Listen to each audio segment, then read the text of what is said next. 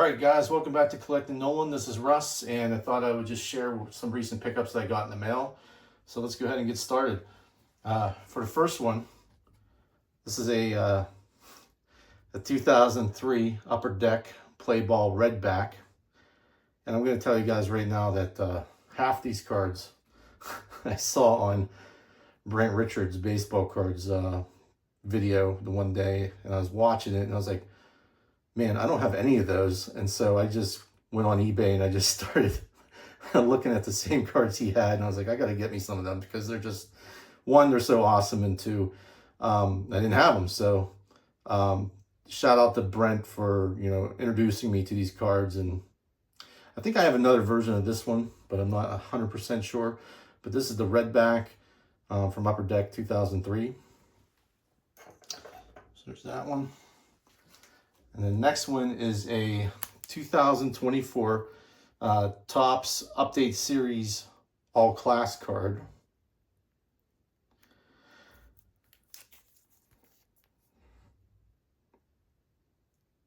Which I don't think it was on Brent's show, so I just saw this in addition and picked it up. So I thought it was a pretty cool card.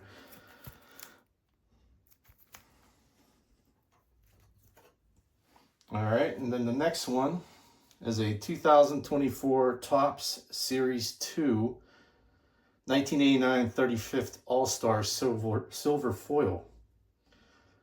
These cards have like some very complicated names, and I have to cheat, so because especially with these modern cards, I'm just not too familiar with them yet. But this is really cool. It shows the leaders from 1981 on there. So Nolan Ryan, he led with the ERA, so 1.69. So yeah, that's a pretty awesome card. Put that there. And then the next card is a 2024 Topps Update Chrome Silver Pack Mojo. Starting to get the hang of these. This Mojo has like, I don't know, kind of like a diamond plating in the background, kind of in the shape of an M, if you use your imagination a little bit. So I guess that's the Mojo pattern. So anyway, it's a cool card with Nolan in the Angels uniform. And that's number T89CU98. And it has all of his stats there, so that's really cool. Even though you need like a microscope to read them, but pretty cool card.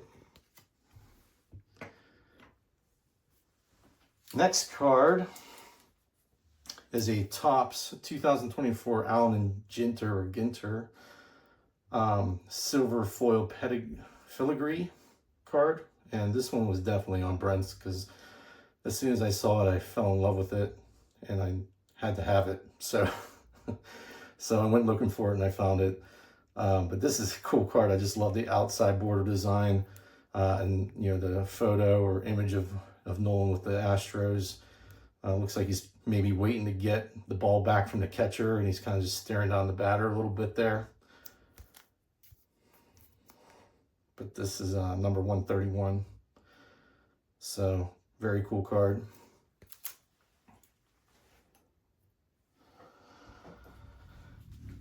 And then to follow that up is just the, again, 2024 Allen and Ginter, just the base card of Nolan, number 131. It doesn't have the special border on it, but I saw it and I was like, might as well pick that one up too since I don't have it. So, and it's, I've been trying to keep current with all the Nolan cards coming out, but this year I haven't been too good because there's just so many of them.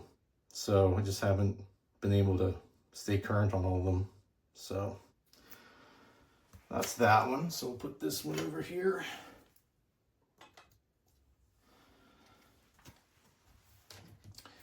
And the next card is just the mini version of the 2024 Allen and Ginter. So, and it has that cool logo on the back of Allen and Ginter. So I don't know, these kind of remind me of the T206s, which is probably the point of the card, but, or the, the Allen Ginters of old, because they had those world champions on the back on those really old cards, I think from the 1880s or something like that. Again, I could be wrong because I'm not an expert on pre-war or anything like that, but that's just a pretty cool card. I like Allen and Ginter. They're really cool. All right.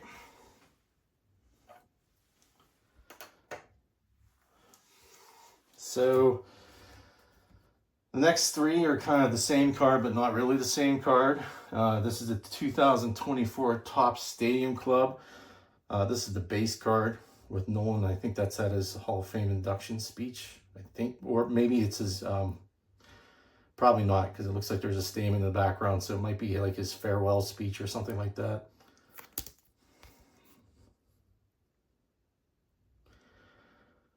That's the back of it. So I saw this when Brent was showing it. He was showing the Topps Chrome. And again, I was like, oh, that's a beautiful card. I need to go get it. And then I saw these other ones. And I think there's other ones than the ones I did pick up. So Topps really, they just make different colors. And the different colors come in a different number of cards. And so you can try to pick them up. And some of them are harder to get than others based on the rarity. But I only picked up 3 different ones. And this is the first one.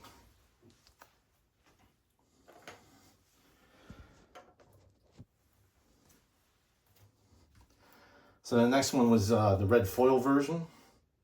I thought that was a sweet card. I like the red in the background. It's really cool. Goes well with the flag and with the Rangers. The Rangers are red on the uniform. But really cool card. So that is the red foil.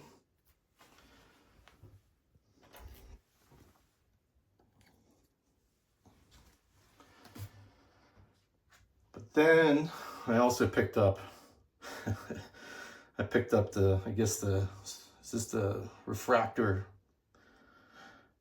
which Brent had. And again, I saw it and I was like, oh, that's pretty. And so I had to pick it up.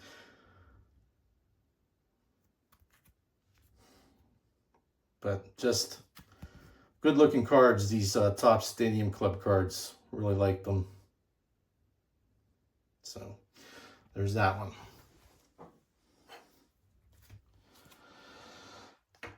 And then,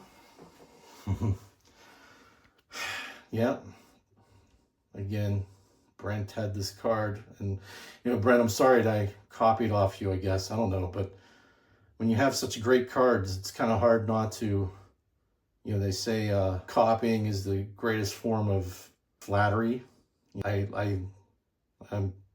really like your collection. And, you know, I saw these cards and I was like, wow, I really need to add those because they're just so cool. So again, thank you. But this is, I love this card because of the way you get two photos in there, and that is just a sweet card. And that is the 2003 Diamond Kings DK Evolution. So really, really awesome card. Love it.